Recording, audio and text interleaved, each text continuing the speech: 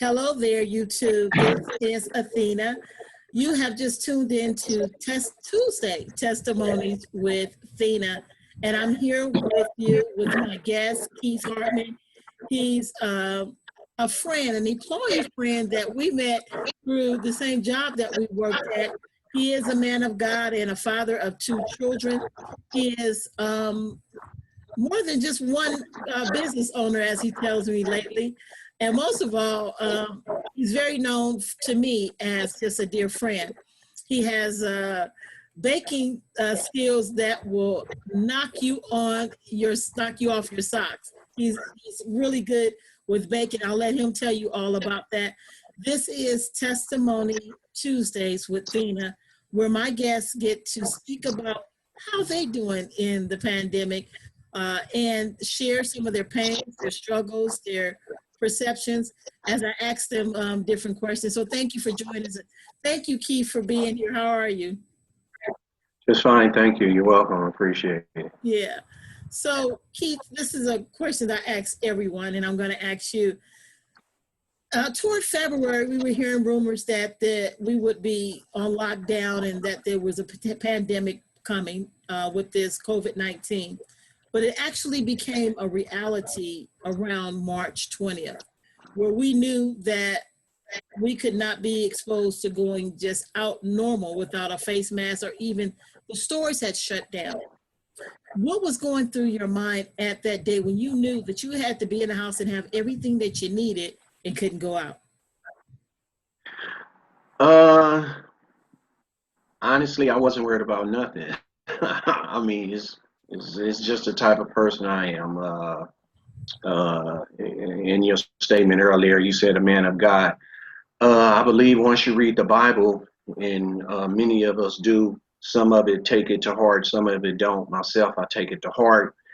If you read the Bible, you will see in there all the things that's going to happen. But the biggest thing you will see in the Bible is that God still takes care of his people. Yeah. So there's no reason for you to worry about anything. I mean, yes, it's easier said than done, but with this pandemic, when you put in a situation where you have no choice, but you do have a choice, because if you lean on God, that's the best choice anyway. Yeah. So now if you believe in God, you really have no worries, because you already read it, you already understand what's going on, and you already know who has control of it. Yeah. So for me, it was like, okay, it's another day. I literally looked at it like, okay, it's another day. Y'all tripping. I ain't got time to be tripping. Why am I tripping when I know the person who actually controls everything? That's literally. It. That's it. So why am I tripping? I'm still not tripping, Right, so I haven't missed a beat of food. My kids haven't missed a beat of nothing. The only thing, the bad thing is what I say is we just have to be in the house a little bit more. But yeah, other than that, as far as the pandemic is concerned, to me, it is what it is. I know who controls everything. So there you go.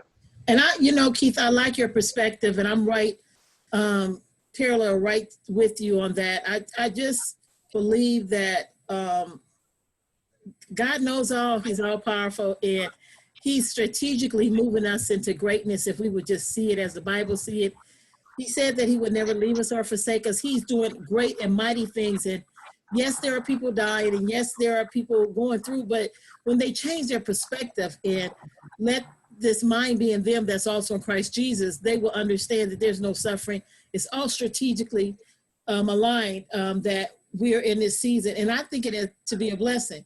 Right. But I do thank you for your view, because it helps a lot of people that view to understand that we're not just overly spiritual. We're just confident in knowing who we are and what God is up to right now. And so I encourage each and every person that's looking at this segment of Tuesday testimony, with Tina, that as we share and have dialogue, that you understand that this is not a one-sided thing, but it is the right thing. God Almighty, He knows, and He's not going to leave you. He's not going to leave you there. Don't rely on your own resources or the strength of man. If you just surrender, you'll see a better peace. So you have children. You have two children, right, Keith? Yeah. Okay. Now, for them, the adjustment of them being out of school and you picking up the slack where teachers have, a little break right now. How has that been for you with that adjustment, with them being out of school? Uh,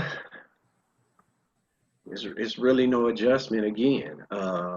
I've always taught my kids, schooling, when they was going to school and there was no pandemic, so it's not all video games with me. Yes, you can have fun on the video games, but like right now, my son and daughter is out of school, so I read with her a lot, do a lot of math or whatever. But my son now he at home, he learning Excel, so he only a 12-year-old doing, well, 13, doing Excel. We doing Excel every day. Uh, we doing air conditioning, heating. I got him looking at videos on YouTube. He need to write me a paragraph of what he learned on YouTube on air conditioning, heating. That's good. So uh, he learning skills that he ain't even taking classes on yet. So when he go take the class, he don't know what it is. Excel, he didn't know. He still really don't know nothing about Excel. But in the past, I think we've been doing it for 2 or 3 days now. I mean, this dude is doing more stuff on Excel than I do. That's So good. That's good. so That's good. so I've always been kind of a nerd myself. I mean, I got 14 certifications. When I started this job, I only had 2, so Right. I already had that nerdism in me. Right. But Nerdism. I like that. Nerdism. yeah, but whatever the case, as much as my son, like playing video games, I made him learn about the video games that he was playing, because I say, okay, why play video games when you're smart enough to create your own video That's game? good. That's good. Right. Yeah. So learn about what you plan and learn how to do it to the my new thing is to the Hall of Fame level, because you can't go no higher than that. Right. Right. So Right. if you're playing video games, go to the Hall of Fame level of video games if that's what you do. But Mhm. you have to learn about it. So to answer your question, I suppose is this pandemic changed nothing for me but the fact that we at home. I mean, Yeah. yes, we go to the beach, we go walking, we wear a mask, and we wear a mask at the grocery store. We do all the things that they ask us to do. But Yeah. the biggest thing is we just really staying at home. But our regiment, it hasn't changed a beat. That's wonderful to hear that it didn't take a pandemic for you to be active in your children's life as a homeschooler and active teaching them stuff that they will be essential workers soon with, that Yeah, air conditioner and heating thing is real big. And yeah, that's it good. is. It's huge. Now I Mm. heard you speak about your son. What's going on with your daughter? My daughter, well, my daughter has autism, so the biggest thing with her is just reading, doing math. She, believe it or not, believe it or not, she's a top student. How funny is that? That's But good. the thing is, she just don't talk a lot, but she Good. definitely knows what's going on, whatnot. But my biggest thing is just to keep her reading and keep her saying her words. That's good. Everything else she knows, she just won't tell you, and that's the bad part about it. But Right. I'm pushing that out slowly but surely. So Wonderful. I really applaud you. You got so much going on. Um, and I know you to be a very hard worker because of your work ethic as we worked at a Skid Row together. Now, these new adventures of being um, a business owner. Tell me a little bit about that. Talk to the people, let them know your testimony about your purpose. We're using this segment as purpose in the pandemic. Talk a little bit and tell us your testimony about purpose. How has this pandemic helped your purpose, gave you stillness or shook your purpose? Tell us a little bit about that. The floor is yours, Keith.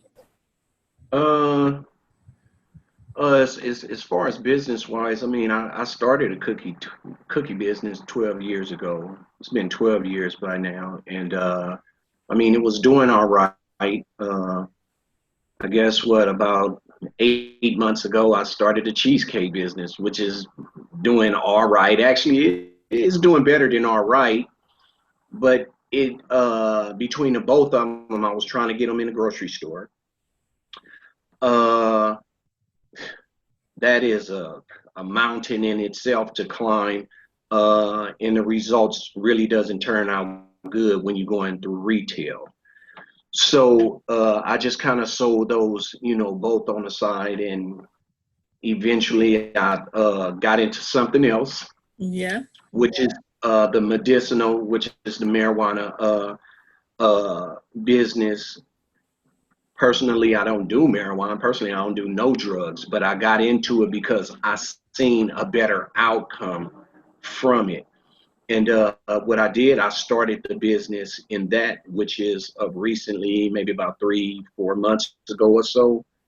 And as opposed to selling in a retail store or open up a dispensary, as they call it, I chose to do a manufacturing and distribution company.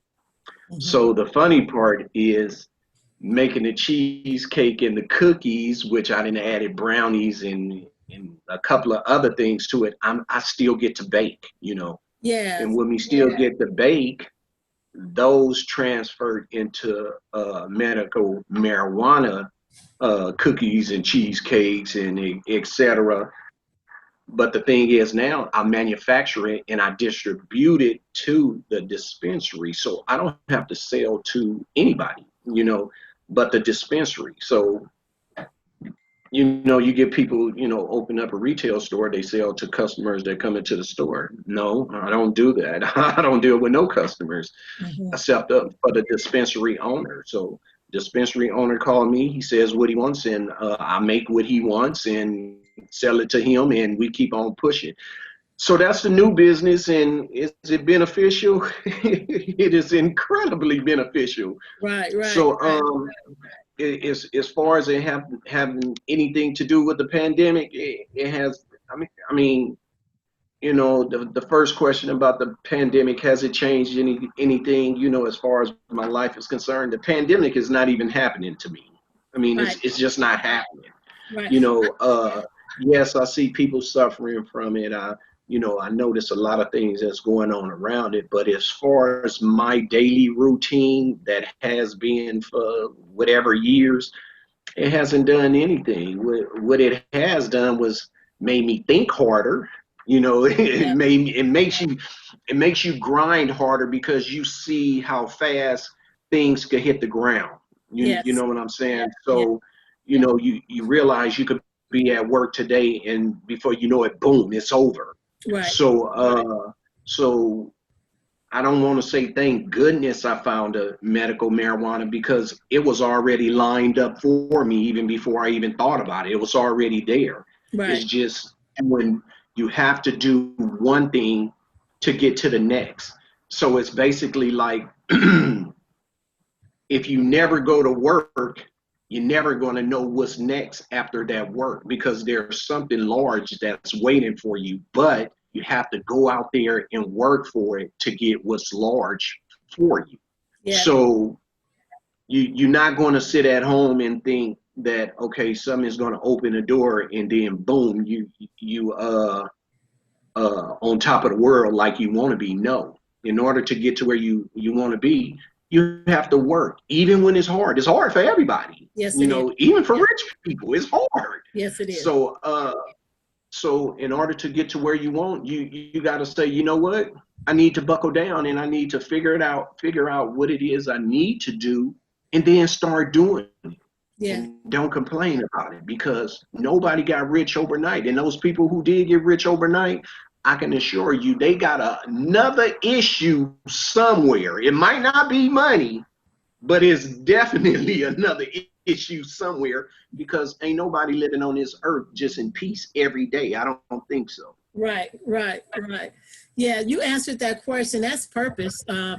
And Keith, I thank you so much for how you kind of put it out there. Purpose has hard work. I always tell my children and anyone that I encounter that wants to do something, I tell them, look, life is hard. It all depends on what heart you pick. And Mm-hmm. Oh yeah. it can be the heart of your choices that you got to recover, or you can be the heart of going God's choices that you just continually to learn and grow and take it in and go. It all depends. Life is hard. Yeah. Purpose is hard. Right. Provision is hard. Vision is hard, but what hard do you want to take, you know? And so you Want to take the good hard. yeah. Because a good heart, you know, it's like you said, there's people that have that are wealthy, but they got some hard to They deal got with some too. problems. And Yeah, people they got that some are problems. not wealthy, definitely we can see that they have problems. But so sometimes the unseen problems are makes Or work. better. Yeah, it's work, but it's purpose. It's purpose in the work. Right. Yeah, so I want to encourage each and every person that has listened to this testimony with Tuesday Testimonies with Thina today as my special guest is my friend Keith Hartman, that you have learned something today about knowing that even in this pandemic, it's a pandemonium for purpose. Find yourself, find your space, and block out everything that is not for you, and know that there is a purpose of maturity, wealth, full health, and strength. It all depends on where your eyes are looking at and what your mind's thinking about. Thank you so much, Keith, for joining us. Any last words that you want to say before we end the show? Be safe out there. Do what you need to do to get where you want to get. Because if you don't, you ain't gonna get there. Yes. And that's Keith Hartman. Thank you so much. This is Tuesday Testimonies with Thina, and we thank you for viewing. Till next Tuesday at 6 p.m., I'll see you, my next guest, on Tuesday. I'm not going to tell you, just got to view. Bye-bye.